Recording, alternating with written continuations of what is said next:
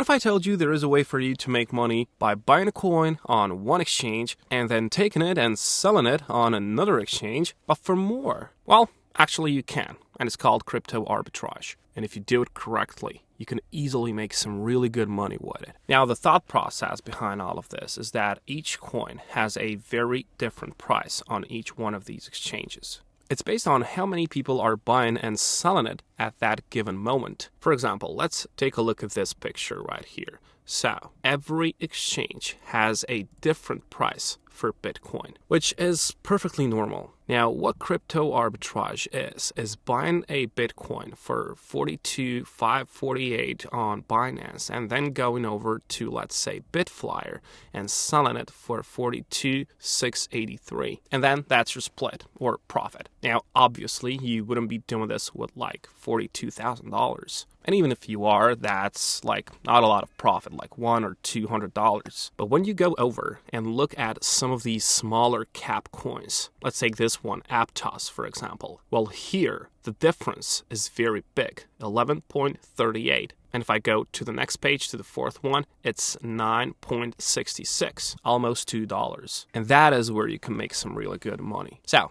in today's video, I'll tell you everything that you need to know about crypto arbitrage, how you can do this for yourself to make that money, and some extra tips and hints. Now, I briefly explained to you what crypto arbitrage is and how it works, but I want to explain it a little bit more. Now, yeah, at a high level, it is just you buying a coin for less and selling it for more on another exchange, which is basically like trading, right? But the thing with trading is that you don't actually know how much the price is going to be like in the next 5 minutes. With arbitrage, you can actually see the prices. You know exactly what the price is trading at in real time on another exchange. And basically, it's like a guaranteed profit. Well, kind of. There's some other things, but I'll just talk about that later. Okay, now that you know some of the basics, let's see why these coins are traded at different prices at different exchanges. Biggest reason for this is what we call the market inefficiency, which is basically an area in crypto's price, because technically a crypto's price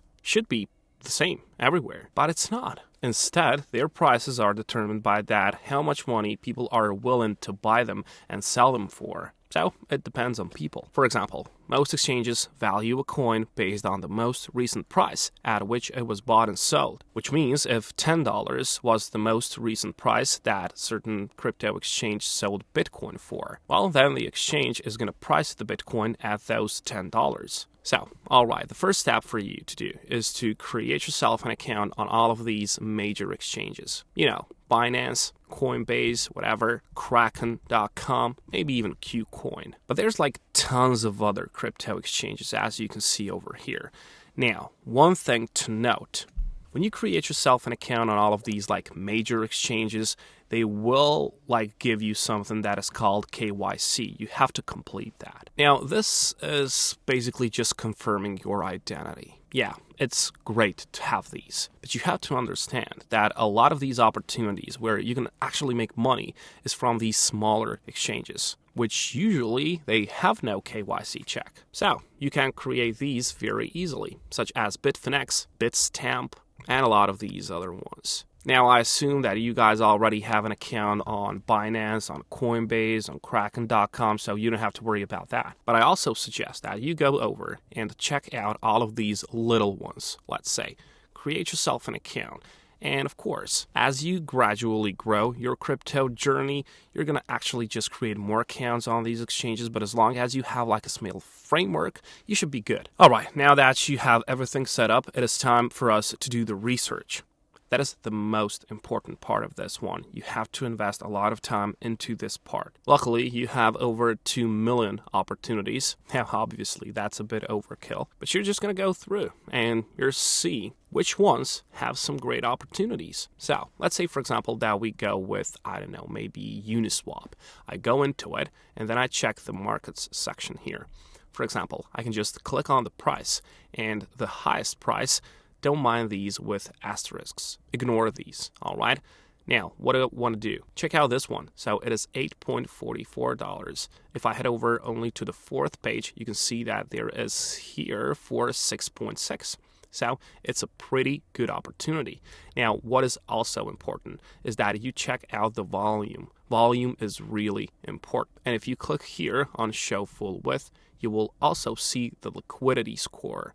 Now, liquidity score and volume, this in 24 hours, you have to check those. You want the volume to be high and liquidity score to be high as well.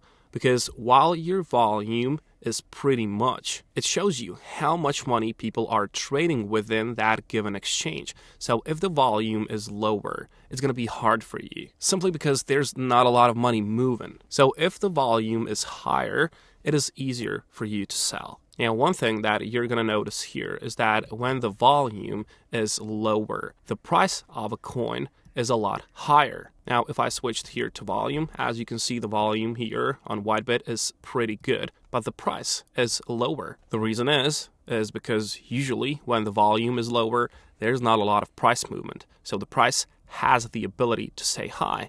But when there's a lot of people just buying and selling, but when there's a lot of volume, there's usually more people buying and selling, so the price has to go down a bit. Now, liquidity score. This is showing you how easy it is to convert a coin into cash. And the higher it is going to be better for you. As you can see on this exchange, the liquidity score is really good. On Binance, it's always going to be good because on Binance, you know that it's always easy to convert your coins into cash. And you want to get a coin that has a high liquidity score, because if you're dealing with money and trading in general, you want to be able to convert that into cash as quickly as possible. Otherwise, you're just wasting your time. So if it becomes very difficult in order to sell the coin, to convert that into, let's say, USDT after all, well, it's just not really worth your time. Also, research-wise, I really strongly suggest that you go and look at crypto news. Always do the research. There's a lot of articles out there, a lot of websites that will serve you with the updated news on all of these cryptos, even new ones. There's a whole bunch of articles coming out about specific coins, and a lot of the coins move based on those articles, so you can use that. Also, there's a lot of bots out there that you can use that can track anytime there's a big difference, so you can set it up. For example, if there's like a 5%, 10% difference, the bot will alert you, so you can use that as well. Or you can just use what I use. CoinMarketCap has been my friend for a lot of time, and it's a really, really good thing. All I do is I just search through these lower coins, for example, I don't know, Monero, and I just go over to the markets here, go Show Full Width, and then I just go and sort these by price, by volume, by liquidity score, until I can find something that works. Now, right away, check this out. If I sort it by the price, as I've told you, just don't mind these with these asterisks. Have a look at this. On CoinNut, it is $172, but the volume isn't so great. Liquidity score is okay, but you can skip this already because, as you can see, the volume is just not existent. Let's go on to the next page. Well, seems like it's not a good coin after all because, well, there's not a lot of exchanges that support it. But you know what? There's a lot of these other ones. Also, what I do recommend for you is when you guys doing arbitrage trading is to stay within contracts like Smart, Train, Avalanche, or Polygon. The reason why I say this is because they have very low fees. While these other ones, for example, ERC20, there's a lot of tokens, a lot of cryptos on it, but their fees are very, very high. And those fees, well, they just eat into your profit. So if you can, stay within these smaller ones. And basically that's it. But as I've told you, this is not a financial advice video. This is not something that will get you rich the next week. This requires more experience than you think you have. But you know what? Everything can be done with practice. But of course, you got to be smart with it.